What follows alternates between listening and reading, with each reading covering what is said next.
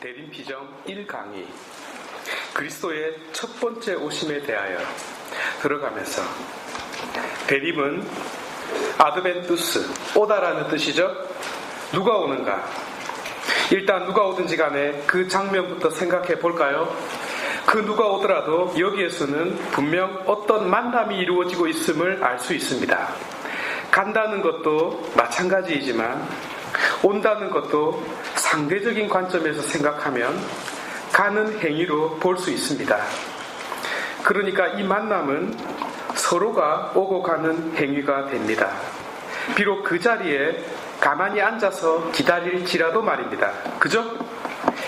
137억 광년이나 떨어져 있는 빛이 저 우주 끝에서 지구에 도착했습니다. 그 빛이 말 그대로 빛의 속도로 달려온 것입니다. 왜요? 이 대림피정 강의를 듣기 위해서요. 어쨌든 이 만남이라는 사건을 한가운데에 놓게 되면 거기에서 만나는 것이나 여기에서 만나는 것이나 별반 차이가 없습니다. 그 만남이 이루어졌기 때문입니다. 말하자면 지구가 그 엄청난 거리를 여행한 것입니다. 만약 내가 뺨을 맞았을 때의 순간을 이 관점에서 생각하면 내 얼굴로 그자의 손을 때려준 것으로도 볼 수 있겠습니다. 마태복음 5장 38절에서 예수님은 누가 오른쪽 뺨을 치거든 다른 쪽 뺨도 돌려주라 라고 말씀하지 않았습니까? 그분은 참아라고 말씀하신 것이 아니라 내 얼굴을 회초리 삼아 그놈을 사정없이 때려주라고 가르치신 것입니다. 비폭력이 아닙니다. 신과 인간의 만남도 마찬가지입니다. 유한한 인간은 무한한 신에게 갈 수가 없습니다. 지구가 저 우주 끝으로 갈 수 없듯이 말입니다. 그런데 빛이 지구에 온 것처럼 무한하신 분이 나에게 오셨다면, 그래서 만남이 이루어졌다면 나는 무한한 거리를 여행한 격이 됩니다. 그렇죠? 원리가 같습니다. 본래 이 만남은 내 입장에서는 불가능한 일인데 그분이 빛 문서를 손에 들고 나를 찾아오는 바람에 이 만남이라는 사건이 발생할 수 있게 된 것입니다. 성 아우스틴이 부활 찬송에서 오 펠릭스 굴바, 오 복된 탓이여 라고 노래한 이유를 알 수 있겠습니다. 아담, 곧 인간의 죄악 때문에 이 만남이 이루어질 수 있었기 때문입니다. 하여 이 만남은 두 가지 관점을 가지고 있는데, 그분 입장에서는 아드벤투스, 곧 오신다 라는 사건이고, 우리 입장에서는 고린토전서 16장 21절에서 딱 한 번 쓰인 마라나타, 곧 주여 오소서 라는 간절한 기다림이 되겠습니다. 그분의 입장에서도 찾아오는 이유가 있겠고 우리의 입장에서도 기다리는 이유가 있습니다. 그런데 많은 이들이 그분을 기다리지 않고 도망가는 경우가 많습니다. 왜냐하면 그분이 저처럼 호감형이면 괜찮았을 텐데 지난 여름에 네가 무엇을 했는지 다 알아 라고 도끼 눈을 뜨고 찾아온다고 오해하고 있기 때문입니다. 그런데 제가 개인적으로 그분을 조금 아는데요, 그분의 말씀이 쪼삣하고 깐깐하게 들릴지라도 참으로 좋으신 분이시다 라는 변호를 하고자 이 자리에 서게 된 것입니다. 가톨릭 전례문은 그리스도의 두 번 오심에 대하여 전하고 있습니다. 하나는 과거에 오셨던 사건이고 다른 하나는 미래에 다시 오실 사건을 말하고 있습니다. 오늘은 그분의 첫 번째 오심에 대하여, 내일은 두 번째 오심에 대하여 살펴보겠습니다. 오늘은 대림의 이론적인 측면을, 내일은 대림의 실천적인 측면을 강조할 것입니다. 자, 그러면 오늘 말씀드릴 내용의 전체적인 구조와 핵심에 대하여 말씀드리겠습니다. 첫 번째 오심은 어디서부터 어디까지를 말하는 것일까요? 탄생에서부터 죽음까지입니다. 아니 죽음도 넘어 부활 사건과 성령 강림 사건 전반을 아우르는 기간을 말합니다. 말하자면 그분의 전 생애와 삶을 전부 담고 있기 때문에 이 기간이 방대합니다. 나는 지금 그분의 탄생이라는 대림 시기를 맞이하고 있습니다. 그러나 이 대림을 그저 탄생으로만 한정한다면 오히려 대림의 본질을 놓쳐버릴 수 있습니다. 내가 이 아기의 탄생을 왜 기뻐해야 하는지 모르고 기뻐하는 격이 있기 때문입니다.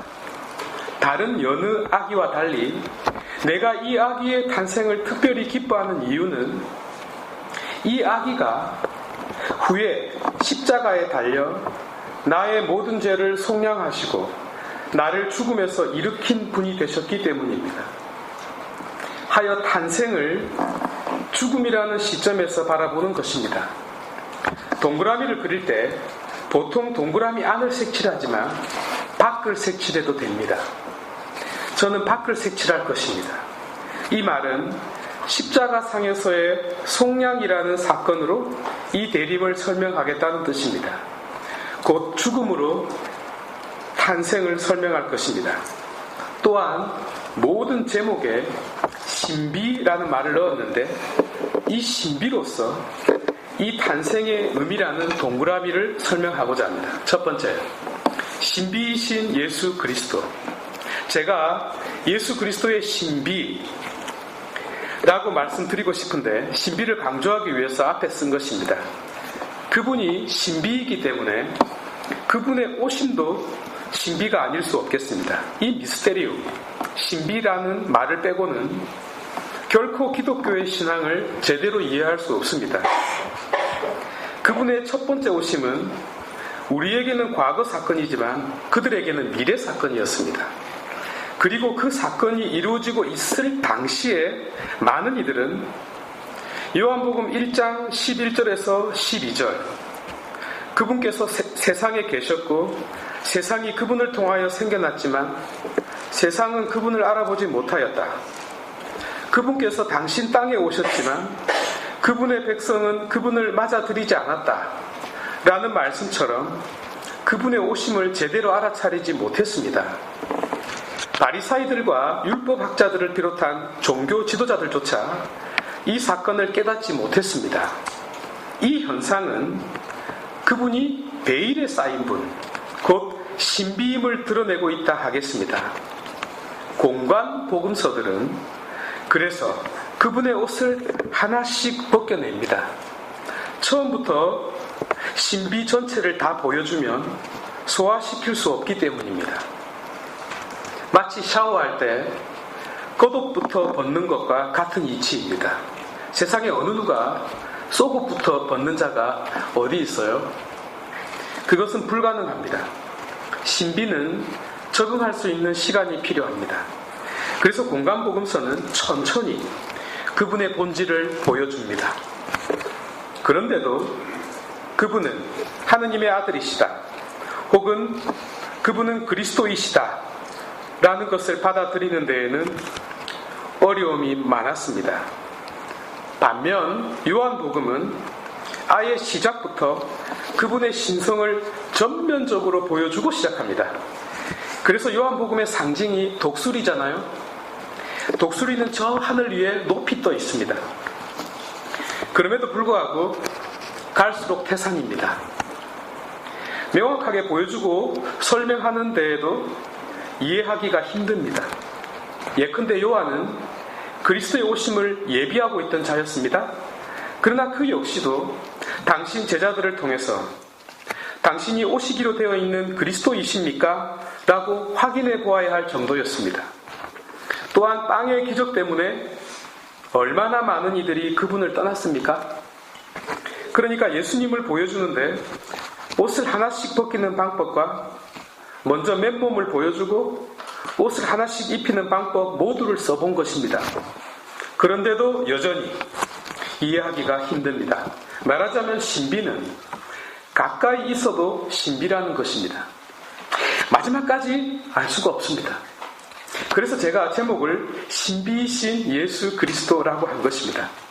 과거의 사건이라 다 알 것 같은데 여전히 아직도 잘 모르기 때문입니다. 그러나 이 신비라는 개념만큼 잘못 쓰이고 있는 단어도 드뭅니다. 신비라는 말을 제일 먼저 정의하신 분이 누구입니까? 성 아우슬링입니다. 그분이 신비라는 말을 썼을 때 그 말은 알 수 없다는 뜻이 아니었습니다. 신자분들이 신앙에 관하여 궁금해서 물어보면 신비라고 대답을 합니다. 그냥 믿어야 한다는 겁니다. 나쁘게 말하면 너는 왜 이리 믿음이 부족하냐고 꾸짖는 것입니다. 이것은 질문에 대한 회피입니다. 성 아우스팅은 설명할 수 없다는 뜻으로 이 신비라는 단어를 쓴 것이 아닙니다.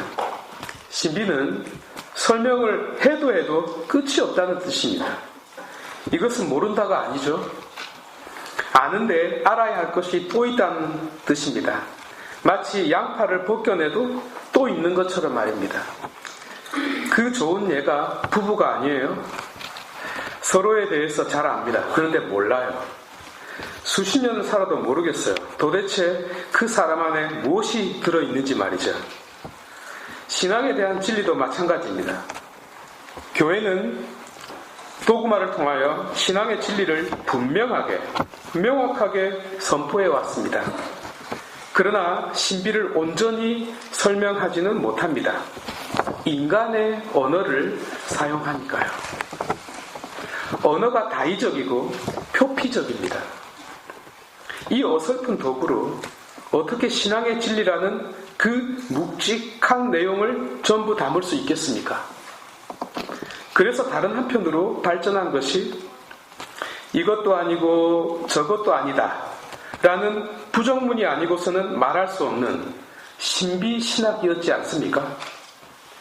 이 두 거대한 신학의 쌍두마차는 신앙의 신비를 설명할 수 있는 데까지 설명한 것입니다. 그래서 신앙을 설명할 수도 없고 이해할 수도 없다고 하는 그런 회의적인 의미에서의 신비라는 베일 뒤에 감추어서는 안 됩니다.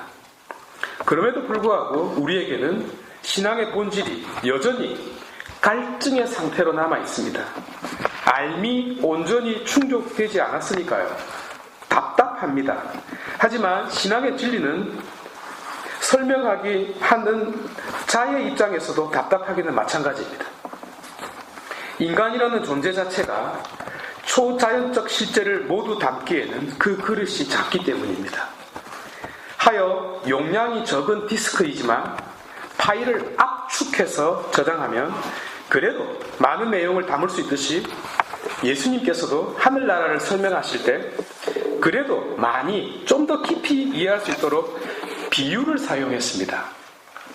비유는 파라볼레입니다. 파라는 나란히 라는 전치사이고 볼레는 볼, 공이라는 뜻입니다. 이 두 의미가 합쳐진 단어입니다. 여러분, 총알이 날아가는 것을 볼 수 있나요? 못 보죠? 너무 빨라서요. 그런데 총알만큼 빨리 날아가는 우주선에서 보면 총알을 볼 수 있습니다. 상대 속도가 정지해 있기 때문입니다. 그래서 인간의 이성이 초자연적 대상과 나란히 날아가면서 그것을 이해하는 방법을 유비, 아날로지라고 부릅니다. 복음서의 비유는 모두 하늘나라에 관한 이야기 한 가지뿐이었다고 요아킴 예레미야스가 지적했듯이 예수님께서는 이 방법 외에 천국을 가르친 적이 없었습니다. 왜냐하면 신비를 담을 수 있는 유일한 그릇이었기 때문입니다.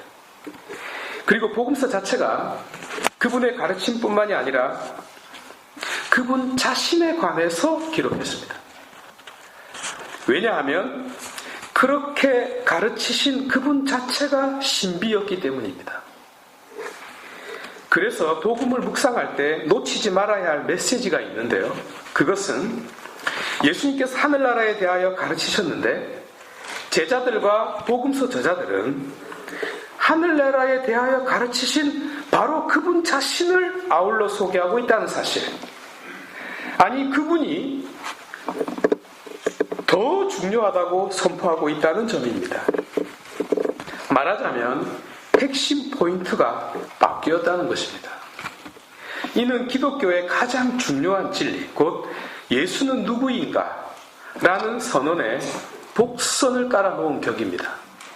하여 그분은 신앙의 주체이면서 동시에 신앙의 대상이 됩니다. 그래서 그분이 설파하신 하늘나라에 대한 신학적 질문과 그분 자신에 대한 신앙적 의문이 기독교의 본질을 태동시켰습니다. 두 번째, 복음의 신비. 인생의 시작은 그 사람이 태어났을 때부터입니다. 물론 그 사람의 부모와 그 부모의 부모까지도 거슬러 올라갑니다. 그러나 그 출생의 시작을 밝히는 이유는 그가 위대한 자 혹은 특별한 자가 되었기 때문이죠. 말하자면 거꾸로 거슬러 올라가는 것입니다. 그렇다면 예수님의 출생이 먼저였을까요? 아니면 죽음이 먼저였을까요? 죽음이 먼저였습니다. 물론 부활이라는 사건이 있습니다만 죽음과 한 세트로 본다면 끝이 처음보다 앞섰습니다. 지금 우리가 대림을 맞이하고 있는데 이 시기는 그분의 탄생, 곧 인류 구원을 위한 육화 사건을 깊이 있게 묵상하는 기간입니다. 그러나 이 복음을 기록한 사람들, 아니 그들보다 앞선 12 제자들에게 있어서 그분의 탄생은 첫 번째 사건이 아니었습니다. 그들이 예수를 알게 된 것은 첫 번째 부르심 때였습니다. 그들은 성인이 된 예수님을 만났던 것입니다. 그런데 어릴 때 사건을 어떻게 알아요? 몰라요. 저의 말씀을 오해하지 마시기 바랍니다. 그 제자들이 예수님의 탄생 순간을 어떻게 알았을까요? 아버지 요셉 성인께서 말해 주었을까요? 성경에서 단 한마디 말도 하지 않았던 유일한 분이 요셉입니다. 그러면 어머니 마리아께서 그 이야기를 자랑스럽게 했을까요? 성모 마리아는 잉태 사실 자체를 요셉에게 말하지도 않았습니다. 그 오해는 요셉의 꿈속에서 가브리엘 천사가 해결했습니다. 또한 성령으로 말미암아 잉태하셨는지를 어떻게 알아요? 봤어요? 저의 이 질문을 불쾌하게 여기지 마시기 바랍니다. 신앙은 신앙적 의문을 간직하고 있기 때문입니다. 만약 그렇다면 그분 출생의 비밀이나 신비에 관한 이야기는 어디에 근거를 둔 것일까요? 그것은 신앙적 추론입니다. 그분의 죽음과 부활을 통해서 거꾸로 거슬러 올라간 것이었습니다.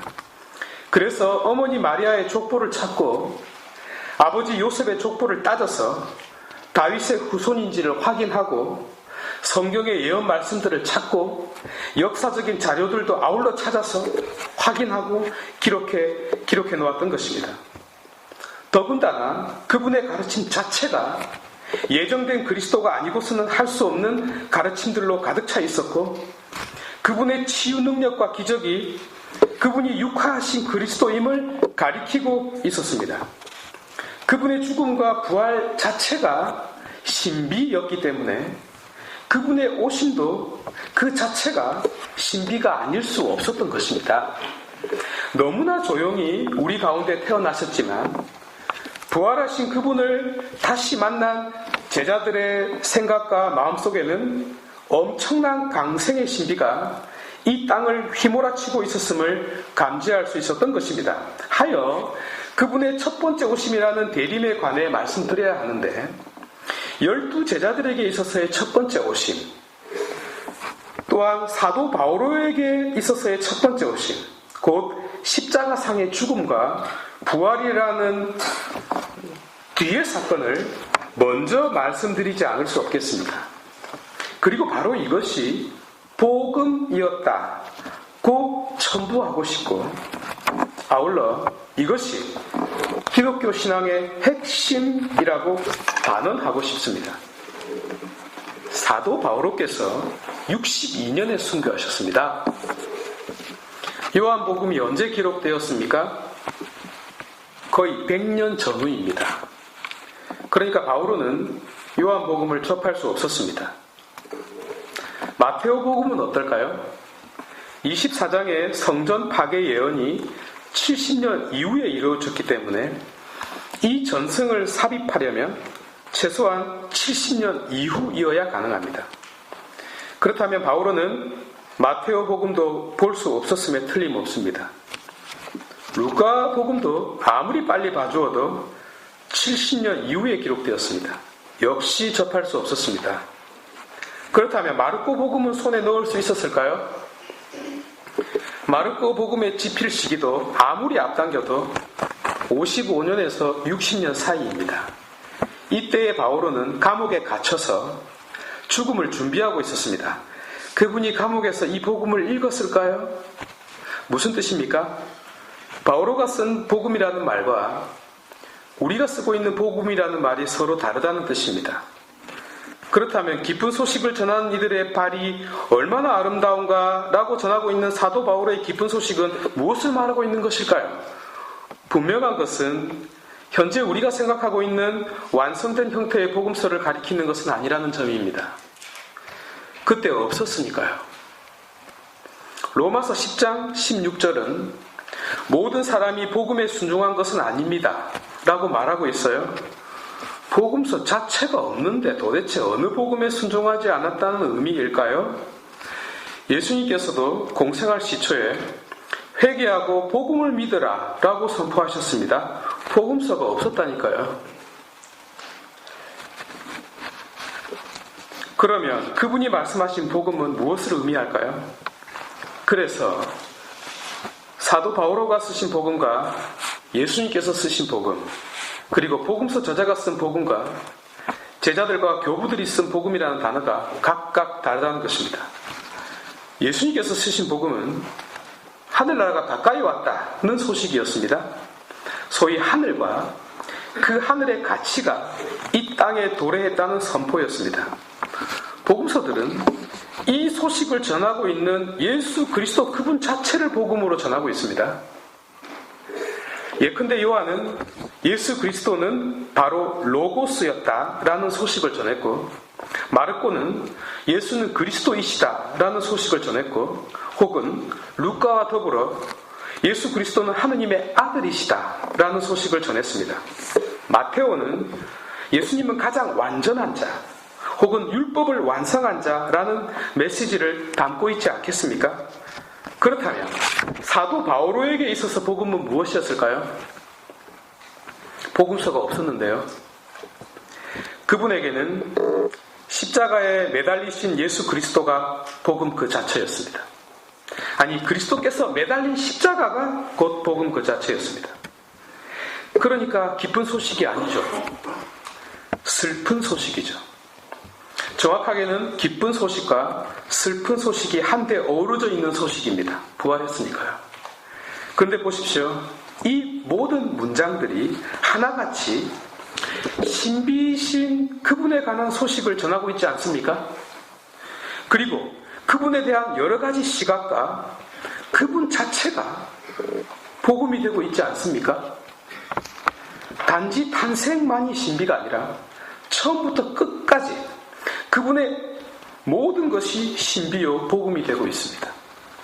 그럼에도 불구하고 이 모든 것의 첫 번째 출발은 단연코 기독교의 핵심인 부활 사건입니다. 그런데 사도 바오로께서 가장 중요하게 보고 있었던 것처럼 이 부활의 핵심 속에 놀랍게도 십자가가 놓여 있었습니다. 그래서 첫 번째 오심의 신비는 그분의 탄생이 아니라 그분의 죽음과 그분 자신에 대한 신비가 되겠습니다. 세 번째, 그리스도 존재의 신비. 기독교가 십자가를 강조한 이유는 부활을 온전히 이해할 수 없었기 때문이었습니다. 그저 마냥 부활을 기뻐하기만 했다면 아마 복음서는 기록되지 않았을 것입니다. 12 제자들에게 있어서 부활한 그분을 만난 것이 충격이었다면 부활할 그분이 십자가에 매달렸던 사건은 충격 그 자체였습니다. 십자가에 달렸을 때에 충격을 받지 않았다는 말이 아니라 그 충격은 부활한 이후에 쓰나미처럼 더 커졌습니다. 도대체가 이해할 수 없었습니다. 기쁜 소식을 전하려고 하면 설명을 해야 하는데 설명하기가 어려웠습니다. 역설로 가득 차 있었기 때문입니다.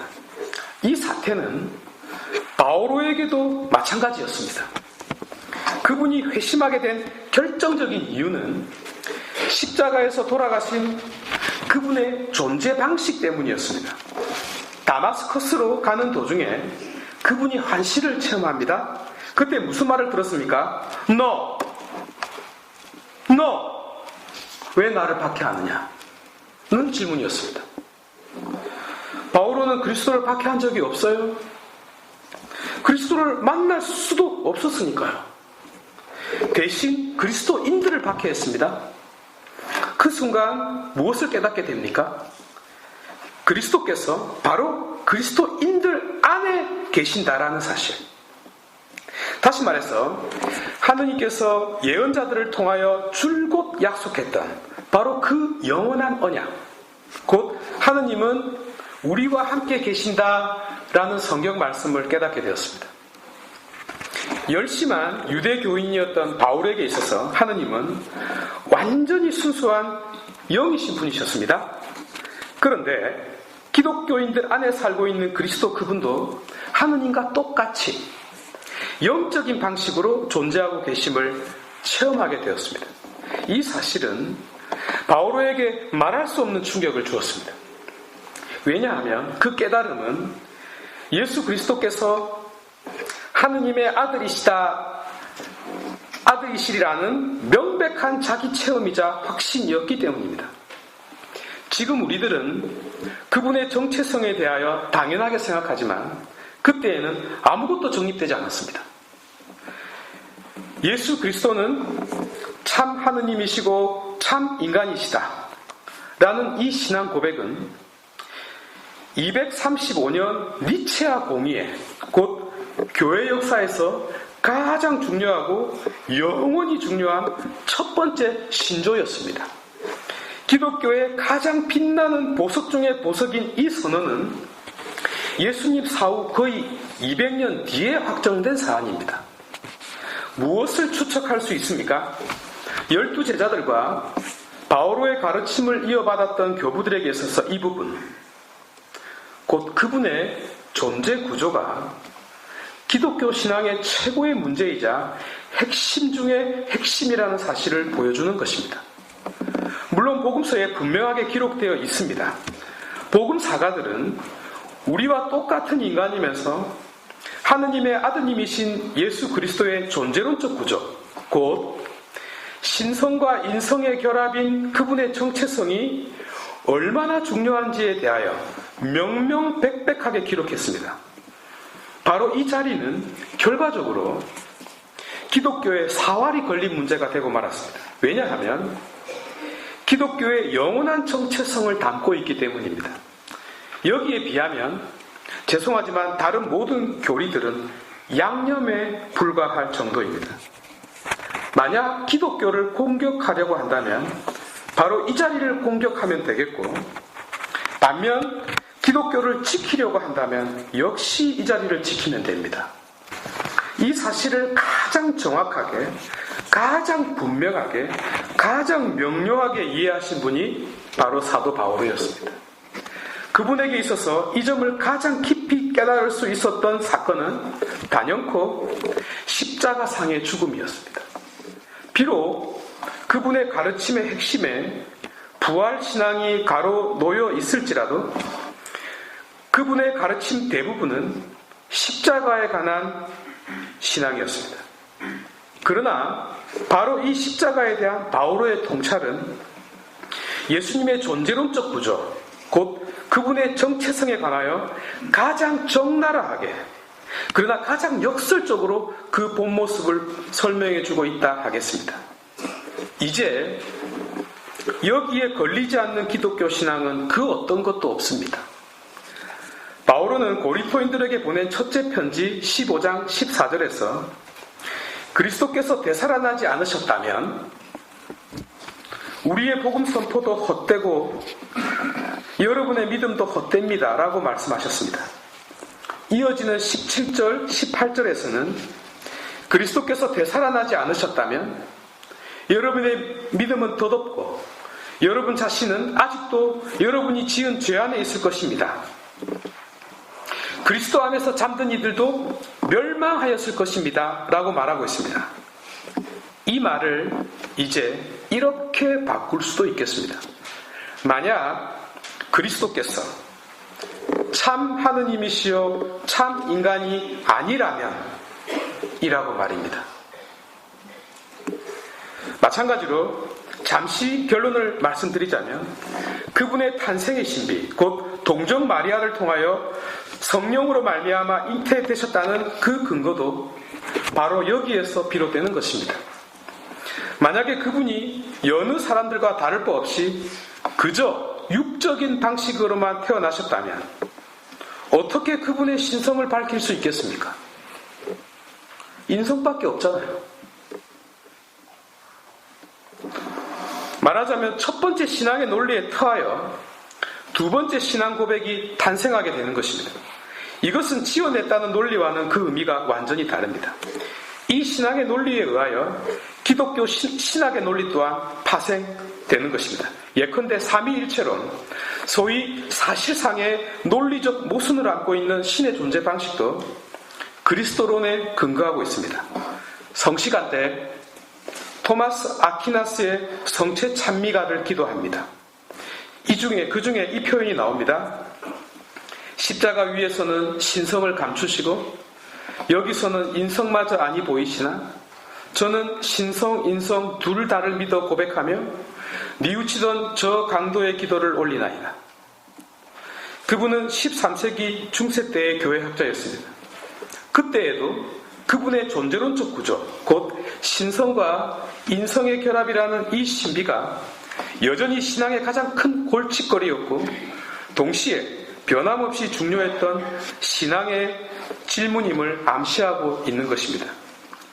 니체야 콘스탄티노플 신경을 보십시오. 주 예수 그리스도는 영혼으로부터 성부에게서 났어요. 태어났다는 것은 반드시 시작이 있어야 합니다. 그런데 그분은 시작이 없어요. 빛에서 빛이 나왔어요. 그런데 그분도 빛 자체입니다. 참 하느님에게서 나신 참 하느님이신데 창조되지 않고 났어요. 창조되지 않고 났다는 것이 말이 됩니까? 이 신앙의 논리적 근거도 바로 그리스도론입니다. 이렇게도 중요합니다. 우리는 곧 우리 가운데 태어난 한 아기를 볼 것입니다. 그러나 그 아이는 우리와 똑같은 모습으로 태어납니다. 그러나 우리와 달라요. 그분은 신성을 간직하고 태어나신 분입니다. 우리와 다르기 때문에 곧 우리를 구원하실 수 있는 분이 태어나시기 때문에 그 탄생을 기다리는 것입니다. 쉽게 생각해 보세요. 수영 못하는 자가 어떻게 물에 빠진 자를 구해요? 구할 수 없어요. 같이 죽습니다. 이제 우리가 생각해야 할 그 무엇이 어느 정도 형태를 갖추게 되었네요. 끝이 처음을 해석하고 마지막 목적이 처음 시작을 규정한다 라는 기독교 신앙의 원리 말입니다. 이제 다음 장으로 넘어가도록 하겠습니다. 네 번째, 부활의 신비. 이제 부활 사건으로 눈을 돌려보도록 합시다. 부활 사건은 제자들을 기쁘게 했지만 동시에 아주 힘들게도 만들었습니다. 그 중에 베드로가 있었습니다. 부활하신 그분을 세 번째 만났을 때 베드로는 세 번의 질문을 받았습니다. 결국 울먹이면서 대답했습니다. 배신은 다른 제자들도 마찬가지였습니다. 마르코복음 14장 31절은 베드로의 호언 장담을 전하면서 다른 이들도 모두 그렇게 말하였다라고 똑같이 전하고 있습니다. 그러니 그분 얼굴을 보기가 얼마나 민망하고 힘들었겠습니까? 그러나 그 만남에서는 대단히 놀라운 어떤 변화가 일어나고 있음을 알 수 있습니다. 부활한 분을 만나는 순간에 어떤 정화 작업이 이루어지고 있지 않습니까? 물론 고통스러움은 동반됩니다. 여러분, 혹시 이런 생각을 해보신 적이 있나요? 저 피안에 가서 이 차 안에 있을 때 행한 나의 모든 행위를 되돌아볼 때에 내가 내 자신을 용납할 수 있겠는가? 그래서 차라리 저 피안이 없는 것이 오히려 천국이지 않을까라는 상상 말입니다.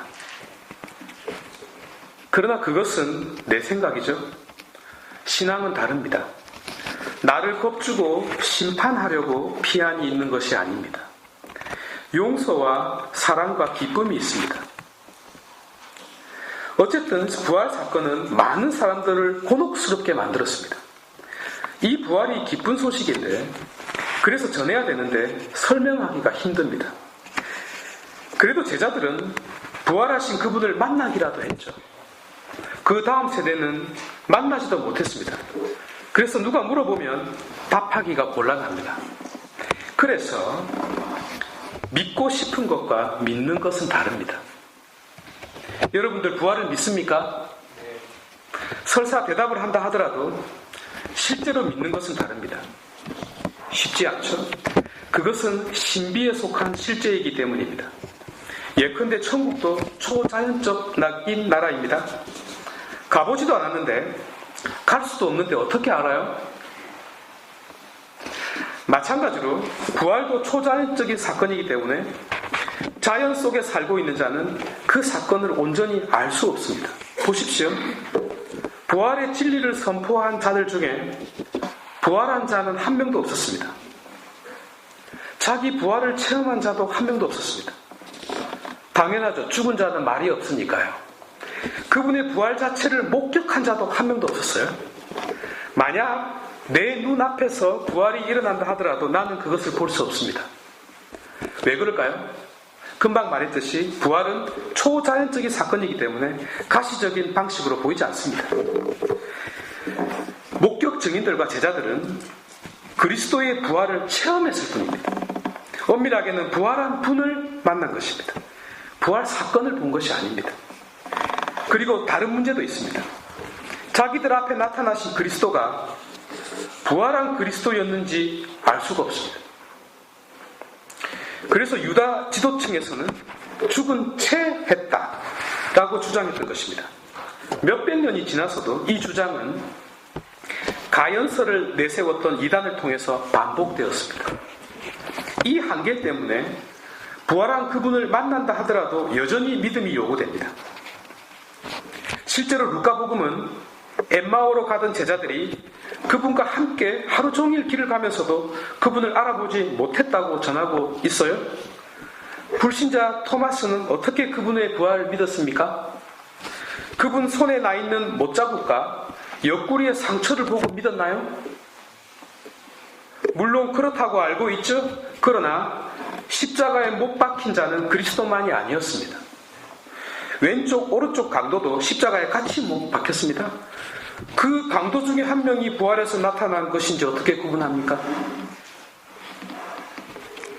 손에 똑같이 십자가의 상처가 있는데요. 이것이 인격의 동일성 문제이자 역사의 공유 문제, 곧 동시대성의 문제입니다. 페이스 오프라는 영화 보셨나요? 얼굴이 바뀌었어요.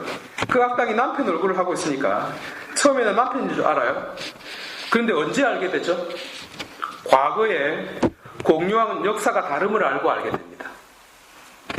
요한복음 20장 14절은 마리아 막달레나가 바로 앞에서 예수님을 보고도 알아보지 못했다고 전하고 있습니다.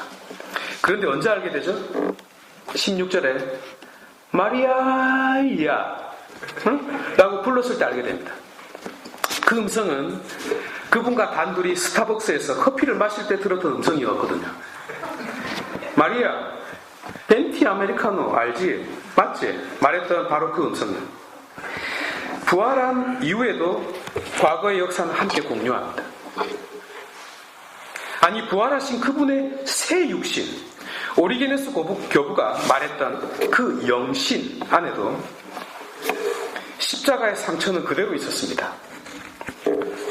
토마스는 나는 내 눈으로 그분의 손목에 있는 못자국을 보고 그 못자국에 내 손가락을 넣어보고 또 내 손을 그분의 옆구리에 넣어보지 않고서는 결코 믿지 못하겠소 라고 요한복음 20장 25절에서 말하고 있습니다. 그러나 실제로 그분을 만났을 때 그는 그 구멍 속에 자기 손가락을 넣어보지 않았습니다. 그 상처만으로 충분했기 때문입니다. 또한 그 상처가 강도의 상처가 아니라는 것도 잘 알았습니다. 왜냐하면 강도는 그분이 자기의 이름을 불렀기 때문입니다. 오른쪽 강도는 자기의 이름을 알 수 없었거든요. 막달라 여자 마리아처럼 자기 이름을 부르는 그 음성, 그리고 눈앞에 있는 그 상처는 그분이시다라는 확신을 가지게 만들었어요. 그 상처가 자신을 위한 유일한 상처임을 깨달았기 때문에, 그 상처가 자신에 대한 한없는 사랑이었음을 깨달았기 때문에, 그 상처가 온 인류를 위한 그분의 아픔이었음을 깨달았기 때문에 그는 나의 주님, 나의 하느님이라는 말 외에 그 어떤 말도 할 수 없었던 것입니다. 여기서 아주 중요한 구심점을 하나 발견할 수 있습니다. 과거라는 역사를 공유하는 것도 중요하지만 이해하기 힘든 그 초자연적인 부활 사건을 받아들일 수 있었던 결정적인 근거가 십자가 사건이 역사적이면서도 자연적인 사건, 곧 내가 이해할 수 있는 사건이었다는 점이었습니다. 마찬가지로 엠마오로 가던 제자들이 그분이심을 알아차린 것은 빵을 쪼개서 나누어 주었기 때문이 아니었습니다. 빵은 나도 쪼개요. 물론 그때 깨닫게 되었다고 했지만 사실 그 전에 길에서 하루 종일 그분이 떠들었기 때문에, 보이지 않는 거룩한 영이 그들 마음속을 불태웠기 때문에 나중에 추론을 할 수 있게 된 것입니다. 로고스네요. 말씀이네요. 공유한 역사네요. 내가 이해할 수 있는 도구를 통하여, 곧 십자가 사건을 통하여 그 부활의 본질을 이해할 수 있었네요. 그렇다면 나 또한 인생이라는 십자가, 고통으로 가득 찬 십자가를 짊어지고 있기에 그리스도의 부활 사건을 유비적으로 이해할 수 있을까요?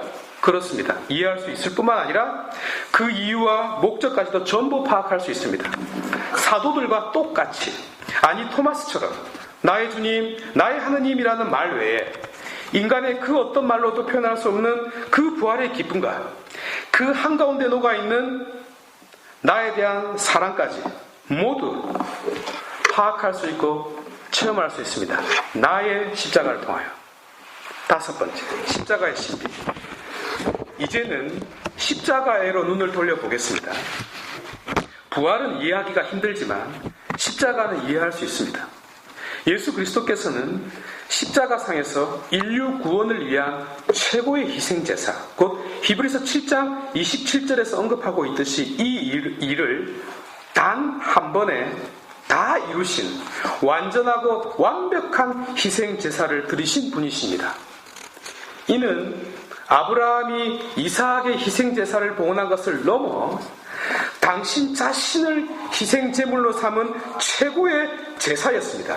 이 십자가 희생제사를 이제 심층 분석해 보겠습니다.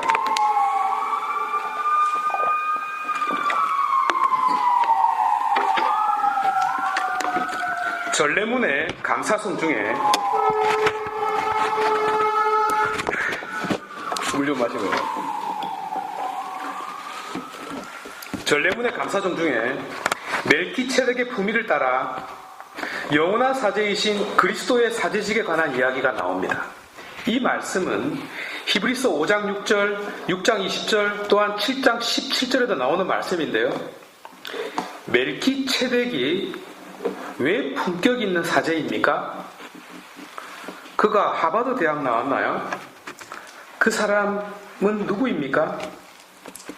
제사장이 아닙니다. 구약시대에서 제사장은 어느 지파에서 나왔죠? 레위 지파입니다. 그런데 멜키ጼ덱은 레위 지파가 아닙니다. 소위 그는 뼈대에 있는 가문의 출신이 아니었어요. 구찌를 들고 다닌 적도 없었고 루이비통을 싸본 적도 없어요. 그저 똥색 똥만 쌌어요. 그런 그를 히브리서 저자는 드높이 칭송합니다. 이 근거를 히브리서 7장에서 밝히고 있는데요. 그 논리가 정말 기가 막힙니다. 멜키ጼ덱이 레위 지파가 아님에도 불구하고 레위 지파 제사장보다 우월하다라는 히브리서 저자의 평가는 바로 한 가지 이유에서 가장 중요했습니다. 그 한 가지 이유는 예수님의 사제 직분과 연관되기 때문입니다. 그리고 이 결정적인 이유가 이 강의의 핵심이기도 하겠습니다.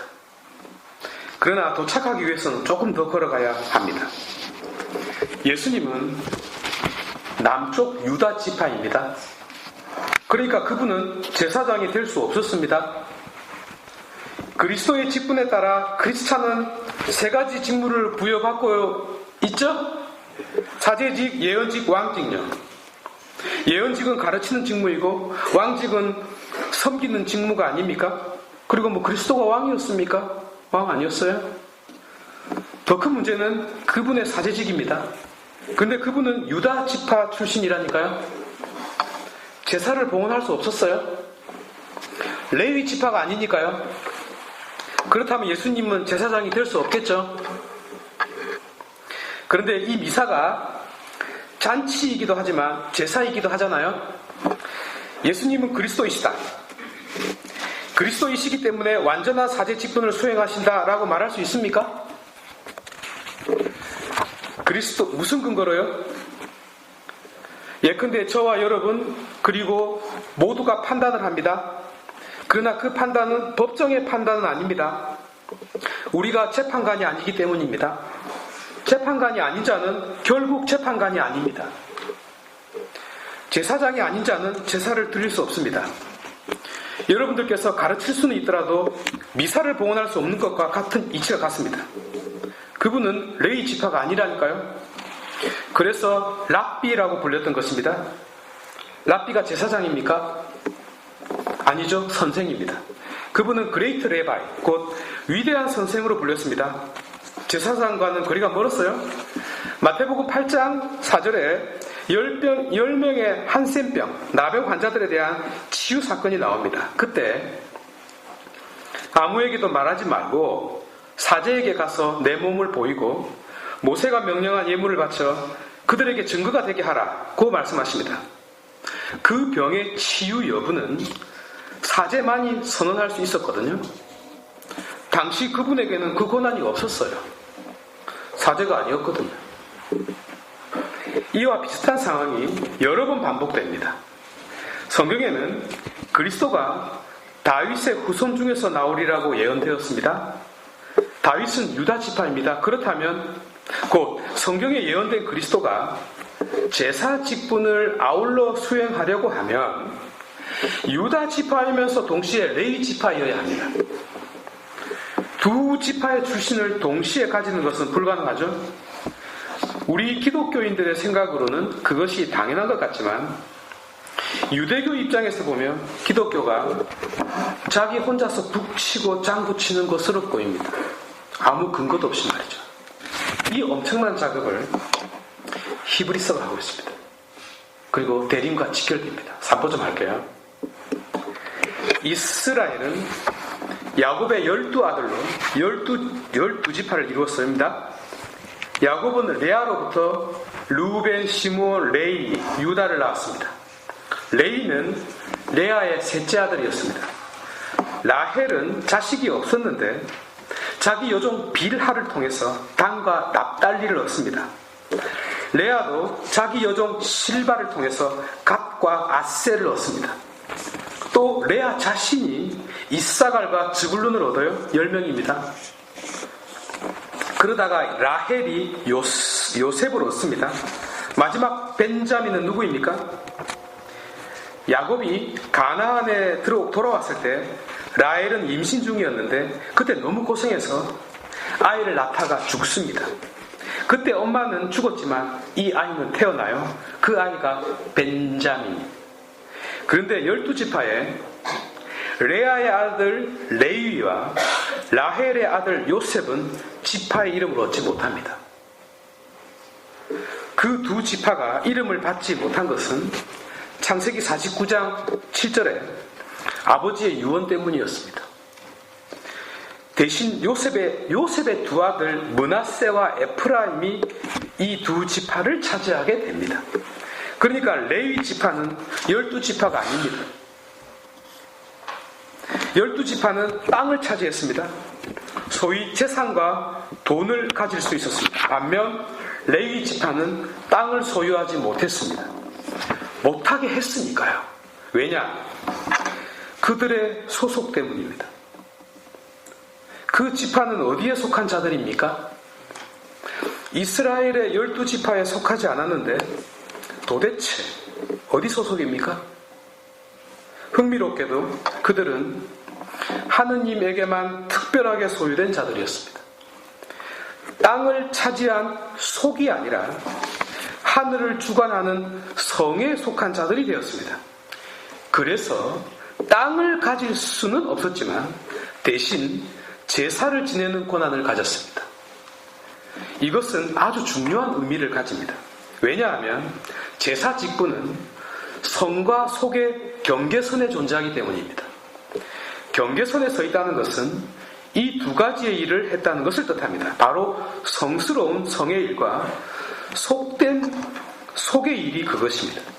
흔히 우리들은 제사장이 속의 일, 곧 죄를 없애는 일을 한다고 생각합니다. 아닙니다. 그것은 두 번째 직무입니다. 무엇을 그보다 앞서 성의 일, 곧 성스러움을 속량하는 일을 그들이 했습니다. 여기서 성스러움은 필터를 의미합니다. 무엇을 깨끗하게 하는 바로 그 물이 깨끗해야 그 무엇을 깨끗하게 씻어낼 수 있지 않겠어요? 재판하는 재판부가 썩어버리면 그 재판이 어떻게 됩니까? 그래서 성을 속량하는 것이 대제사장의 첫 번째 임무였습니다. 마찬가지로 말이 안 되는 것 같지만 십자가 위에서 성스러운 그리스도가 먼저 속량된 것입니다. 우리는 그분이 십자가 위에서 내 죄를 속량하신 것으로 이해하고 있습니다. 물론 그 믿음은 통상적으로는 맞습니다. 내 죄를 대신하여 돌아가셨으니까요. 그러나 이렇게만 이해하게 되면 곧바로 모순에 빠집니다. 예컨대 이 속량의 이야기를 잠자코 듣고 있던 사춘기 아이들이 뭐라고 질문하죠? 아니, 내가 언제 내 대신 죽으라고 했냐고. 그리고 자기가 뭔데 내 대신 내 죄를 없앤다는 거야? 라고 반문을 합니다. 대답할 수 있습니까? 일리가 있는 말입니다. 예컨대 제가 과속으로 경찰에게 딱지를 받았어요. 그 벌금을 누가 냈습니까? 그리스도가 대신 내주셨나요? 내가 냈어요. 지금 감옥에 있는 그 많은 사람들의 죄를 그분이 대신 지불을 하고 있습니까? 그들의 죄는 그들 자신이 치르고 있습니다.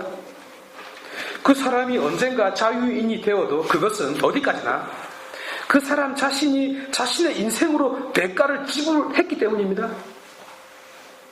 난센스 아닙니까? 다른 뜻인가요? 그렇다면 내가 이 세상에서 치르는 모든 대가는 내 자신이 치러야 한다는 말을 하던가요? 내 죄가 왜 없어져요?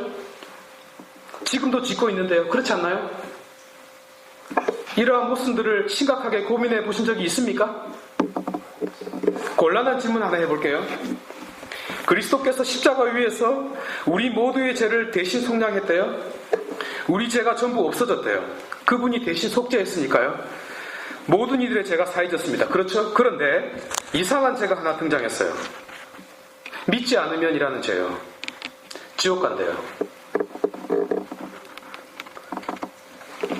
우리의 모든 죄를 용서해 주신 바로 그 자리에서 지옥의 협박문이 작성되었습니다.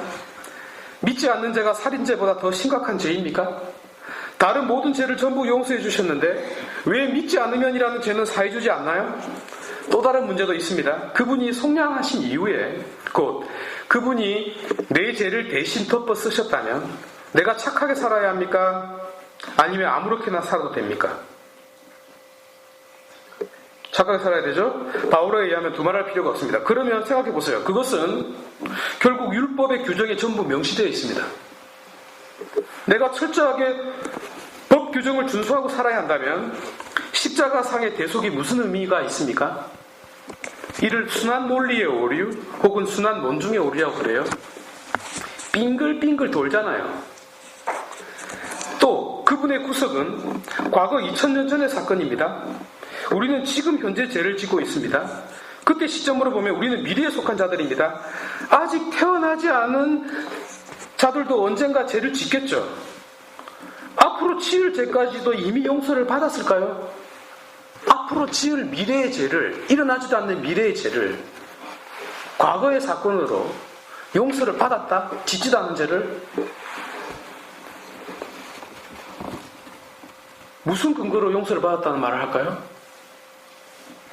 이 고민을 다음 질문으로 증폭시켜 볼게요. 십자가 위에서 그리스도께서 속량이 된 것입니까? 속량을 한 것입니까? 속량이 되셨나요? 속량을 하셨나요? 둘 다 맞습니다. 속량이 되었고 속량을 했습니다.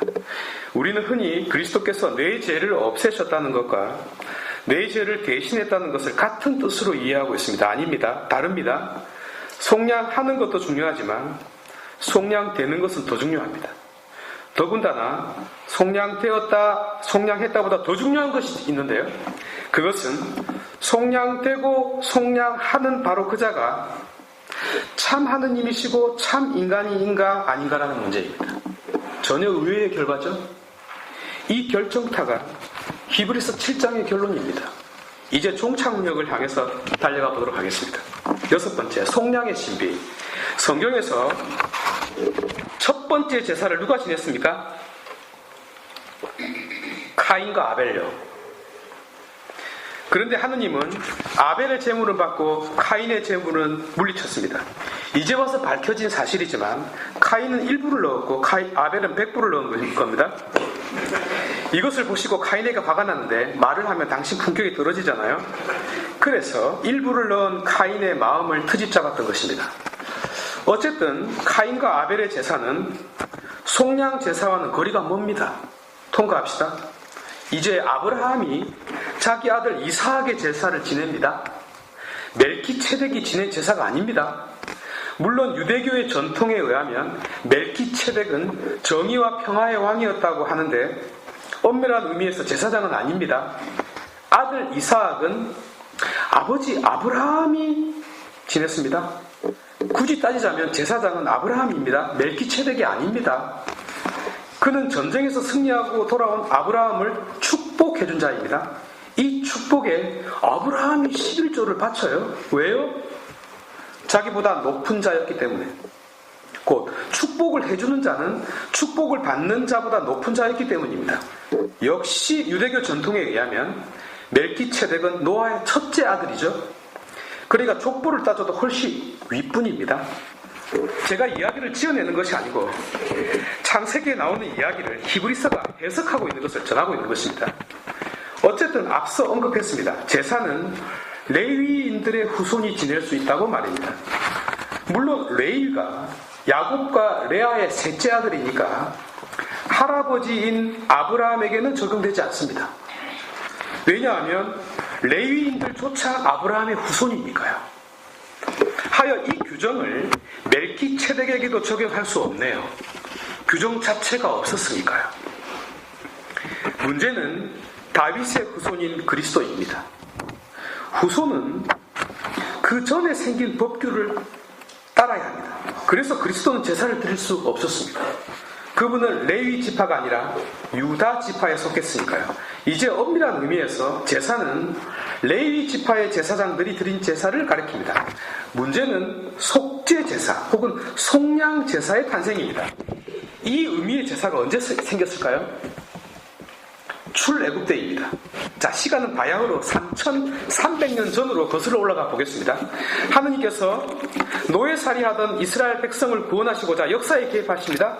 물론 처음에는 모세를 통하여 좋은 방법으로 구원하려고 했었습니다. 그러나 파라오가 마지막까지 똥꼬집을 피웠기 때문에 최종적으로 어쩔 수 없이 썼던 방법이 세상의 모든 맛배를 치는 계획이었습니다. 여기에는 그 누구도 예외가 없었습니다. 그런데 왜 잔인하게 맛배를 치는 방법을 썼느냐라고 다시 질문을 하면 성경을 읽어보세요 라는 말 외에 할 말이 없습니다. 혹은 둘째 아들을 치는 방법도 있지 않았나요? 라고 질문을 하면 둘째는 고귀한 생명이 아닙니까? 라고 답하겠습니다. 어쨌든 이는 피할 수 없는 방법이었어요. 전지전능하신 분도 모든 것을 다 알고 계시는 분조차도 아무런 피해가 없이 구원할 수 있는 방법은 찾지 못했습니다. 이것이 현실입니다. 이 방법을 써서 탈출에 성공합니다. 그런데 생각해보세요. 성공은 했지만 아무런 죄도 없이 죽은 맛배를 생각해 보십시오. 그들은 자기 탓 없이 희생을 당했습니다. 그렇지 않나요? 그래서 이 무죄한 이들을 위한 제사를 드리라고 하나님께서 직접 명령을 내립니다. 이것이 바로 고엘 사상입니다. 본래 고엘은 가알, 곧 무른다 라는 뜻입니다. 그 고수업 칠 때 여러분 쓰리고에 피박까지 당했는데 나중에 폐 한 장이 남아서 나가리가 되는 경우가 있죠. 그럼 처음으로 다시 돌아가잖아요. 그 개념이에요. 이 개념은 어떤 형제나 친척이 빚으로 종살이를 할 때 대신 대가를 치루어서 본래 상태로 되돌아가게 해주는 제도로 발전합니다. 룻기를 보면 보아즈가 이 제도로서 룻을 구합니다. 그런데 이 개념은 맛배의 희생에서 비롯되었습니다. 이때 숫 염소가 사용됩니다. 물론 조만간 어린 양으로 바뀝니다. 바로 이 제의가 생긴 것입니다. 무지한 이들을 위한 의식요. 출애굽 때 이스라엘의 맏자식만 목숨을 잃지 않았습니다. 왜요? 이스라엘 맏자식이 예뻤어요? 하느님께서 사랑했어요? 천만에요. 그들도 죽음의 천사가 쳤습니다. 그런데 왜 안 죽었죠? 그들 대신에 어린 양의 피가 문설주에 발라졌기 때문입니다. 그러면 이렇게 질문할 수 있겠죠. 만약에 바르지 않았다면 틀림없이 죽었습니다. 하느님은 공의로우신 분이시거든요. 천사는 이스라엘 맛배도 치려고 갔어요. 그런데 벌써 피가 줄줄 흐르고 있었습니다. 그것을 보고 쏘갔던 거죠. 천사도 단순 무식하거든요. 하여 지나간 것입니다. 그런데 다른 방법도 없었습니다. 지나갔다. 이게 뭐죠? 파스카요. 근데 이 사건을 자세히 보면 누구의 잘못입니까? 이 방법을 쓰신 하느님 당신이 잘못한 겁니다. 전지전능하신 분이 잘못한 겁니다. 달리 다른 방법도 없었지만요. 어쩔 수 없었던 당신의 구원 방식이었지만 하느님 당신 자신은 죄책감을 가질 수밖에 없었습니다. 소위 하느님 당신 자신의 양심의 가책 때문에 이 속량 제사가 생겨난 것입니다. 이 이유가 그렇게 희생된 그들을 당신 안에, 당신의 마음 안에 영원히 담으려고 이 제의를 만드시고 세상의 모든 맛배는 세상에 속한 것이 아닌 유일하게 당신 자신에게 속한다고 선언을 하신 배경입니다. 세상의 모든 맛배는 그분에게 이제 속하게 됩니다. 11조조차도 여기에 비롯됩니다. 이 맛배의 희생제사가 속량과 속죄제사의 원형입니다. 다시 말씀드리지만 이 고엘은 죄 있는 자들을 위한 제사가 아니라 자기 탓 없는 자들을 위한 제사였습니다. 무죄하고 자기 탓 없는 이들을 위한 제사 개념이었던 고엘, 가알은 이제 파다라는 말과 함께 법적인 의미, 곧 죄 없는 이들을 돈으로 갚아서 원래 주인에게 돌려준다는 뜻으로 발전합니다.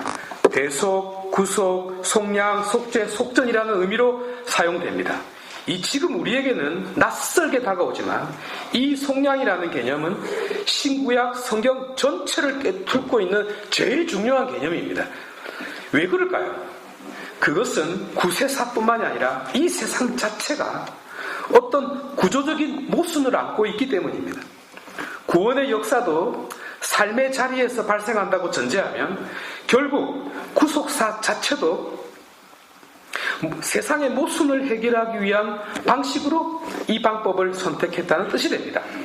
인간은 자기의 삶에 온전히 만족하지 못하기 때문에 그 안은 온갖 불평과 불만의 싹이 자라게 됩니다. 그러다 언젠가 화산이 폭발하죠. 그때 말 그대로 희생양이 희생됨으로써 화산이 가라앉고 사회가 돌아갑니다. 예컨대 전쟁이 왜 일어납니까? 사회 전체의 불만을 한 곳으로 집중시키게 되면 전쟁이 납니다. 인종 청소도 마찬가지네요. 내가 가난하고 못 살아요. 그런데 나라님은 이 문제를 해결 못해요. 그래서 옆에 부유한 유태인들을 조용히 손가락으로 가리킵니다. 말없이. 그러면 분노와 증오의 불길이 그들에게 옮겨지고 동시에 국가의 불만은 사라지는 소위 일석이조의 효과가 생기는 것이죠. 책 한 거 소개할게요. 라이문트 슈바거의 희생양은 필요한가? 라는 책인데요. 성경을 이해하고 세상의 모순을 이해하는 데 큰 도움이 될 것입니다. 이런 모순은 사도 바오로께서 뼈저리게 체험한 내적 고통이자 영적 투쟁이기도 했습니다. 그는 누가 이 처참한 죄의 상처로 쓰러진 나를 구원할 수 있습니까? 라는 탄식을 쏟아내고 곧이어 오직 하느님으로부터 속량된 자로서 동시에 나를 속량할 수 있는 자를 소개합니다. 하여 이 속량은 마치 임마누엘 칸트가 요청할 수밖에 없었던 논증처럼 인간인 나에게서 요청이 되고 신이신 그분으로부터 제시가 됩니다. 그런데 놀랍게도 이 요청이 실제로 구세사에서 받아들여졌고 신은 이 속량 작업을 친히 수행하셨습니다. 이 작업이 바로 구세사였습니다. 루카복음 1장 68절에서 즈카리아는 하느님께서 당신 백성을 찾아와 속량하시고 라는 표현이 나오고 2장 38절에는 84살의 한나라는 여예언자가 예루살렘의 속량을 기다리는 모든 이에게 그 아기에 대한 이야기를 했다는 말이 나옵니다. 이때 쓰인 단어가 루트로시인데 속량하다라는 루트로라는 동사입니다. 무슨 말입니까? 이 두 예언자에게 있어서 이 아이의 탄생은 속량의 의미를 지니고 있다는 것입니다. 속량하려고 태어났다는 것입니다. 고린도전서 15장 3절에는 그리스도께서는 성경 말씀대로 우리의 죄를 위하여 돌아가셨다. 휘베톤 하마르티온 헤몬 우리의 죄를 위하여 라고 그 목적을 명확하게 밝히고 있습니다. 십자가에서 돌아가신 목적도 바로 속량이었습니다. 그분의 탄생과 죽음이 전부 속량을 향하고 있습니다. 영원한 생명 아닙니다, 여러분. 이 속량이라는 목적이 신약 성경 대부분이 선포하고 있는 내용입니다. 너무 많아서 찾는 것이 무의미하죠? 그런데 다음 구절은 꼭 들어볼 만합니다. 사도 바오로는 로마서 3장 23절에서 모든 사람이 죄를 지었기 때문에 하느님의 영광을 잃었습니다 라고 말하고 있습니다.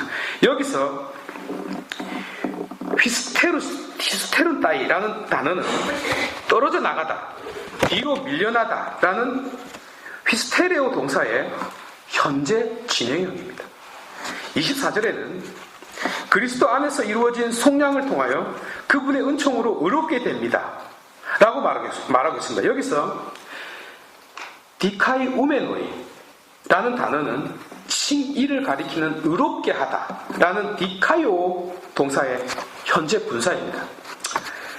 직설적으로 해석하면 첫 문장은 모든 사람이 죄를 지었기 때문에 하느님의 영광으로부터 멀어지고 있는 중입니다 라는 뜻입니다. 그러니까 이 멀어지고 있는 상태가 지금 이 순간에도 진행 중입니다. 그런데 이어지는 문장은 이렇게 멀어지고 있는 바로 지금 이 순간에 우리는 그분의 속량을 통하여 의롭게 되고 있습니다 라는 뜻으로 해석할 수 있습니다. 다시 말해서 우리가 하느님과 점점 가까이 있을 때 이 은총이 쏟아진 것이 아니라 오히려 악행을 저지르고 죄의 나락으로 한없이 떨어져서 하느님과 등을 돌리고 있는 이 순간에 하느님의 의롭다 하신 칭의가 선언되었다는 뜻입니다. 말이 돼요? 그것도 지금까지 계속 선언되어 오고 있는 중입니다. 의외이지 않습니까? 그분의 탄생과 죽음 자체가 우리를 속량하기 위해서인데 하필 우리가 하느님과 멀어지고 우리의 죄가 크게 달했을 때, 다시 말해서 죄가 많아진 곳에 은총이 풍부해졌다라는 로마서 5장 20절에 사도 바울의 말씀처럼 내가 죄를 짓고 있는 지금 이 순간에, 더욱이 우리의 죄가 넘치고 넘쳐나는 지금 이 순간에 그분의 속량이 이루어졌고 내가 속량되고 있다. 정말 신비가 아닐 수 없고 역설이 아닐 수 없네요. 속량에 대한 가장 심층적인 표현은 갈라디아 3장 13절입니다. 직역하면 그리스도께서는 우리를 위하여 받으심으로써 카타라, 저주 받으심으로써 우리를 율법의 저주에서 속량해 주셨습니다. 성경에 나무에 매달린 사람 모두 저주받은 자다 라고 기록되어 있기 때문입니다. 여기서 저주, 카타라 라는 말이 4번 나옵니다. 4번. 그리스도의 존재와 생명 한가운데 너무나 잔혹한 주홍 글씨가 새겨지고 말았습니다. 그것도 영원히 말입니다. 그런데 사도 바울께서는 여기서의 저주가 그분 스스로, 곧 당신 자신을 스스로 저주받은 자가 되게 함으로써 우리를 속량하셨다라고 쓰고 있습니다. 사실 이 작업은 아버지가 하신 일이었는데 여기서 바울은 이 작업을 그리스도 스스로 했다는 것을 강조했습니다. 이유는 당신 스스로 이 일을 원하셨다라는 것을 부각시키기 위함이었습니다. 만약 그렇지 않았다면 그리스도는 우리를 구원하고 싶지 않았는데 아버지 때문에 할 수 없이 우리를 구원하게 된 모양새가 되기 때문입니다. 하여 이 자발적 의지를 강조한 것입니다. 그런데 잘 보십시오. 하느님께서 당신 아드님을 속량하심으로써 사실 부자관계는 아주 힘들어졌습니다. 그런데 하느님과 우리의 관계는 더 가까워지고 있습니다. 한편 그리스도가 속량됨으로써, 곧 우리를 속량할 자가 됨으로써 그리스도와 우리의 관계도 더 가까워지고 있습니다. 가장 친근했던 아버지와 아들의 관계가 파괴됨으로써 반대로 우리와의 관계가 가까워지는 결과, 바로 이것이 속량의 역설입니다. 말하자면 이 작업은 무슨 작업입니까?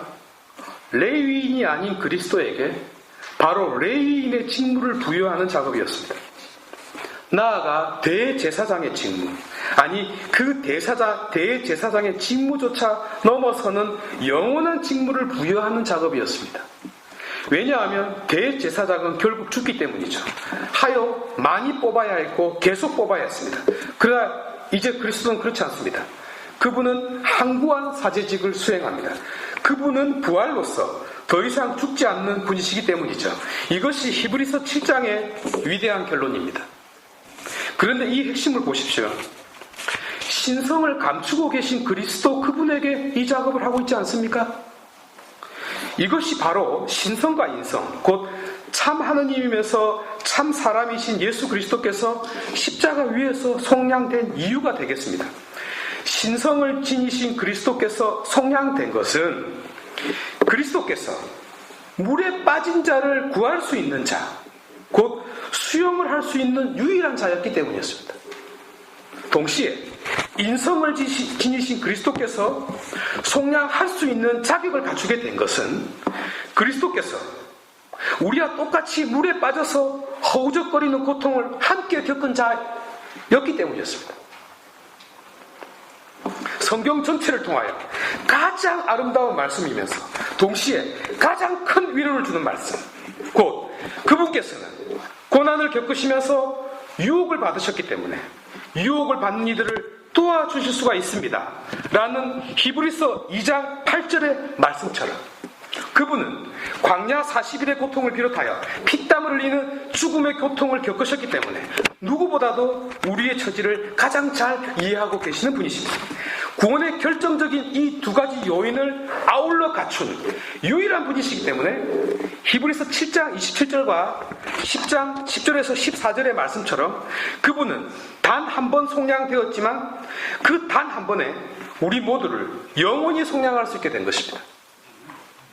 바로 이 이유 때문에 곧 참 하느님이시오 참 인간이신 예수 그리스도의 존재론적 신비와 속량의 놀라운 역사를 아주 정확하게 기록해 놓았기 때문에 히브리서가 오늘날 가장 중요한 성경으로 자리 잡고 있는 것입니다.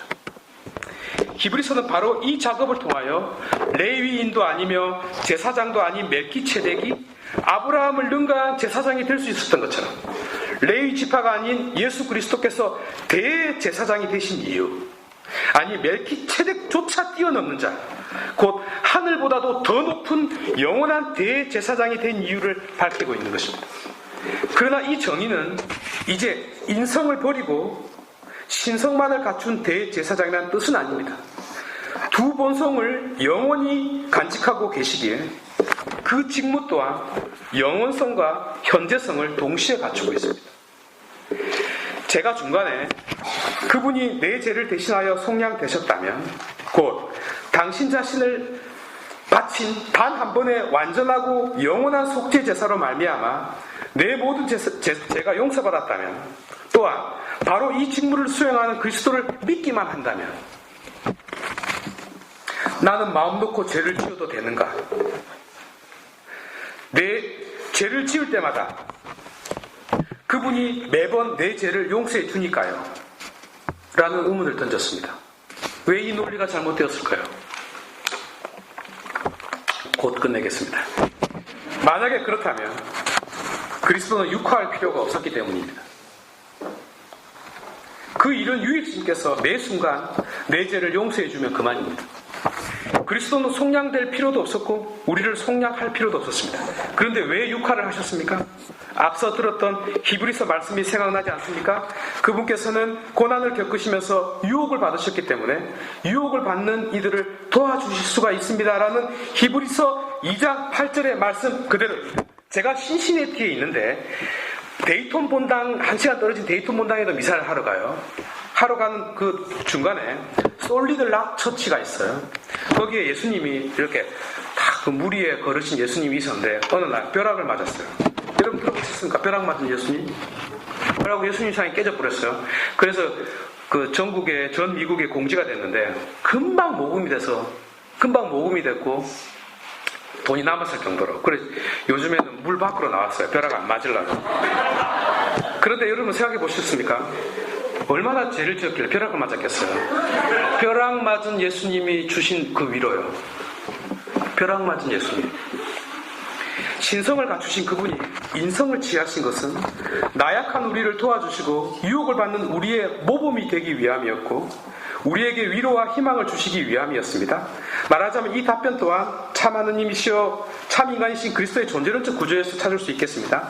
그리스도께서는 저 피안과 이 차안이라는 두 차원을 동시에 가지고 있기 때문에 시간을 초월해서는 궁극적으로 우리의 모든 죄가 이미 용서받았고 시간의 내재에서는 유혹 앞에선 우리에게 힘과 용기, 위로와 희망, 도움과 표징을 동시에 주시는 것입니다. 하여 그분의 신성이 영원하기 때문에 우리의 죄를 없애는 당신의 직무가 영원하고 동시에 우리와 똑같은 인성을 취하고 있기 때문에 이 세상 안에 살고 있는 우리에게 매 순간 힘과 용기와 희망을 주심으로써 우리를 굳세게 성장시키는 것입니다. 말하자면 신성과 인성을 갖추신 그분이 속량되심으로써 우리를 속량할 수 있게 되셨다는 이 신비는 최고의 악을 최고의 선으로 만든 그분의 위대한 승리였고 이 세상의 모순을 극복한 최고의 지혜였으며 세상을 전부 깨닫는 최상의 사랑이었습니다. 그래서 이 속량이 여전히 악을 체험하고 있는 내 눈에는 모순으로 다가오고 사랑하는 아들을 죽이는 잔인함으로 생각되고 나를 위한 구원이 어리석음으로 보이는 것입니다. 말하자면 나에 대한 당신의 사랑과 우리에 대한 당신의 구원이 전부 왜곡되기 쉽습니다. 나오면서 우리는 지금 그분의 오심을 간절히 기다리고 있는 중입니다. 그러나 그분께서 나는 지난 여름에 네가 무엇을 했는지 다 알아 라는 말씀을 하려고 오시는 것이 아닙니다. 성경에서 죄라는 말은 범죄라는 말이 아닙니다. 그리고 나쁜 놈이라는 뜻이 아닙니다. 그 말은 내가 나약하다, 나는 불완전하다 라는 것을 우선적으로 가리키는 개념입니다. 그분의 오심은 연인을 만나고 싶은 설레임과 같고 친구를 만나는 기쁨과 같으며 자식을 만나는 부모의 애절함과 같습니다. 당신의 첫 번째 오심은 과거이지만 생생하게 살아있고 아직 오지 않은 내일을 앞당기고 있으며 지금 이 순간을 결정하고 있습니다. 그분이 영혼으로부터 나에게 오신 이유는 오 펠릭스 굴바, 오 복된 탓이여 라는 이 한마디 안에 그대로 녹아 있습니다. 왜냐하면 그 결과를 알고 있기 때문입니다. 곧 하느님은 당신 아드님 예수의 손에 내 빈문서를 들고 나를 찾아가게 하셨는데 내 집에 오니까 아무것도 없었습니다. 그래서 하느님은 나에게 청구하지 못하고 오히려 그 문서를 들고 가신 그리스도에게 청구를 함으로써 이 문제를 해결했기 때문입니다. 놀라움이 아닐 수 없습니다.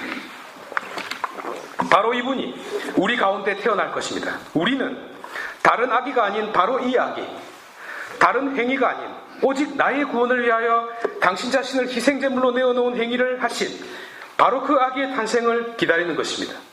이 행위가 신비이고 그 계획이 신비이고 그 마음 또한 신비가 아닐 수 없습니다. 이렇게 하시려고 곧 나를 위하여 십자가에 못 박히시고 죽으시고 부활하신 행위, 나아가 성령을 보내주신 사건이 참으로 신비로 다가오지 않을 수 없습니다.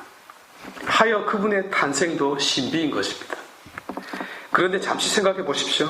저는 각 단락의 소제목에 신비라는 단어를 넣었습니다. 그 모든 신비를 그리스도에게 집중시켰고 특별히 그분의 십자가상 속량에 더더욱 몰입했습니다.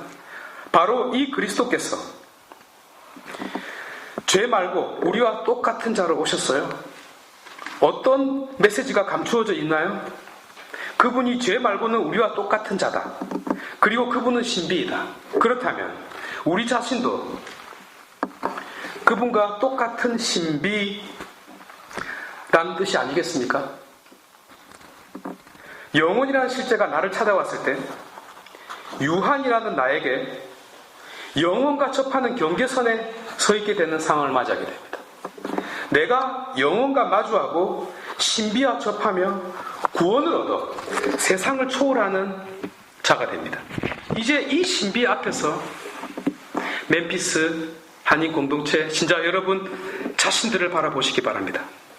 나 자신이라는 이 신비 앞에 그리스도를 보십시오. 갈라디아서 2장 19절의 사도 바오로의 말씀처럼 나를 사랑하시고 나를 위하여 당신 자신을 아낌없이 내어주신 하느님의 아드님 곧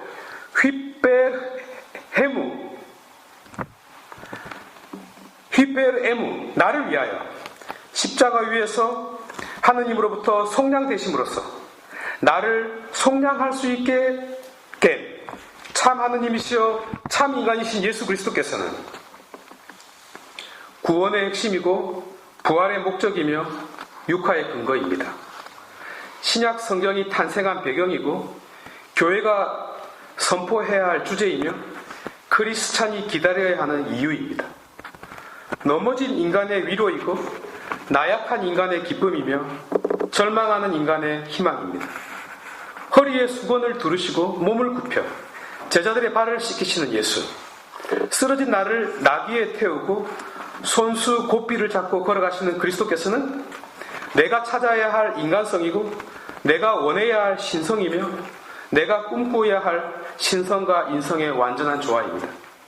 내가 밟아야 할 성지이고 내가 돌아가고픈 첫 낙원이며 내가 영원히 머물러야 할 안식처이며 내가 걸어가야 할 호도스 길이고 내가 추구해야 할 알렌테야 진리이며 내가 누려야 할 조의 생명입니다. 나를 참으로 사랑하사 나와 똑같은 자가 되신 그리스도께서는 내가 찾아야 할 방향이고 내가 걸어가야 할 길이며 내가 도착해야 할 문입니다. 내가 떠올려야 할 생각이고 내가 맞닥뜨려야 할 고민이며 내가 침잠해야 할 묵상입니다. 내가 먹어야 할 빵이고 내가 마셔야 할 생수이며 내가 얻어야 할 생명입니다. 나를 깊이 이해하사 내 죄를 대신하여 속량되신 그리스도께서는 내 육신과 함께하는 아픔이고 내 마음과 함께하는 슬픔이며 내 존재와 하나 되는 고통입니다. 내가 느껴야 할 감정이고 내가 만져야 할 육신이며 내가 되어야 할 영신입니다. 내가 간직해야 할 가슴이고 내가 불태워야 할 열정이며 내가 얻어야 할 영광입니다. 나를 한없이 드높이사 나를 하느님의 자녀가 되게 하신 그리스도께서는 내가 불러야 할 노래이고 내가 들어야 할 음악이며 내가 감상해야 할 그림입니다. 내가 연주해야 할 악기이고 내가 보여주고픈 춤이며 내가 참여해야 할 축제입니다. 빌립비 창가가 참으로 경이롭게 찬송하듯 휘베르 헤몬 우리를 위하여 그리스도께서 당신 자신을 비우시고 십자가의 죽음에 이르기까지 순종하셨기에 바로 그분은 내가 배워야 할 책이고 내가 가르쳐야 할 주제이며 내가 살아야 할 기준이 옳시다. 내가 만나고 싶은 분이고 내가 만나야 하는 분이며 내가 만나지 않으면 안 되는 분입니다. 눈을 동그랗게 뜨고 온 정신을 집중하여 이 강의를 들어주신 여러분 모두에게 감사드립니다.